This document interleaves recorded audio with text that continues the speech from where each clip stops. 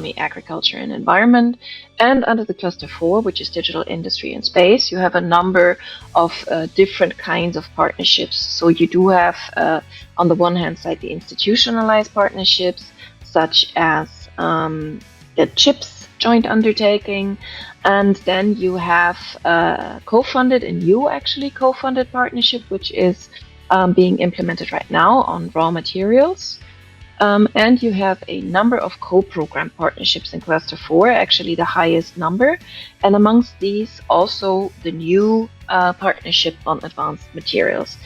Many of you may be familiar with, for example, ADRA, the AI Data and Robotics Partnership, or Processes for Planet, Made in Europe, which is the manufacturing partnership, Clean Steel, another new one, Textiles of the Future, etc. So this is the environment where we find ourselves.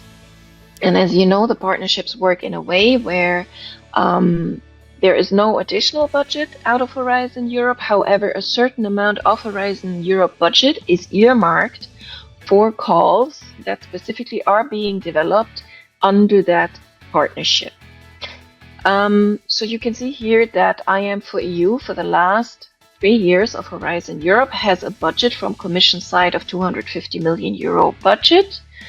You also do know that this budget normally is expected to be met by in-kind contributions, at least 1-to-1, if not by much larger in-kind contributions, such as usage of assets, such as infrastructure, such as whatever else, additional research activities on the topic by the private side. And the private side in this case is both industry, but also academic research at research and technology organizations and universities.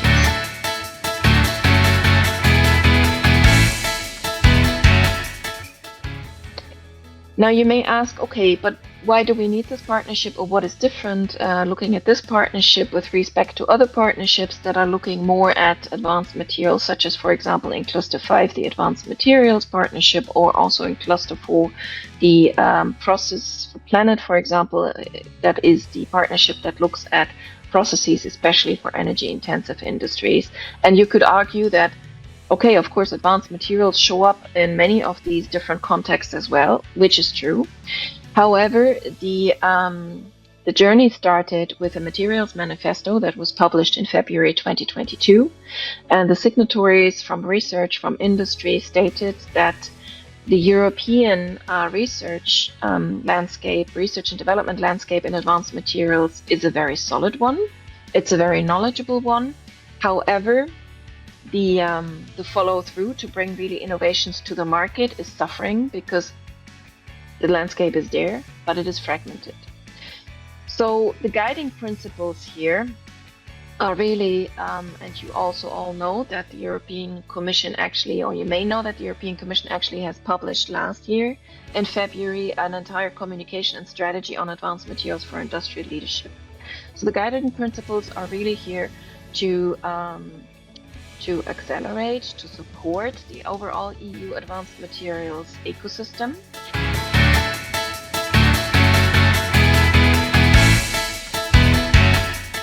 Yes. So this is the Strategic Research and Innovation Agenda, and of course it is structured along those specific goals. And you see here on the right-hand side that every single one of the specific goals has a dedicated chapter under which research and innovation priorities were identified. If you could click once more. So for the advanced materials themselves and the associated technologies, we have identified together with our stakeholders in the preparation work of setting up the partnership 10 different priorities.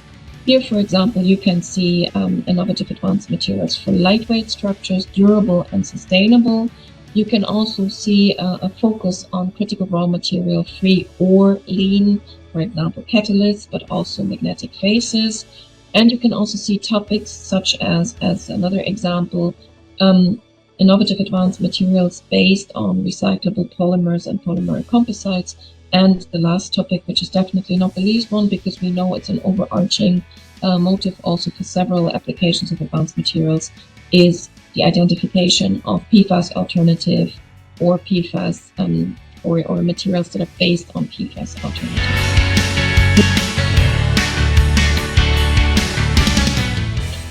If we move to the next slide, please. Then I would like to tell you a bit about the association behind the partnership, because these partnerships are public-private partnerships. Public side, of course, is the European Union, the European Commission, and the private side is represented by an association that consists of members out of research, so universities, research technology organizations, and industry. So you can see here, becoming a member is really not hard. We have a link on our website for it, and you basically just fill in a form and we will get back to you immediately. When you have become a member, also, of course, it is open to you to actually get actively involved in the working groups and task forces. And there is, of course, also our presence on social media.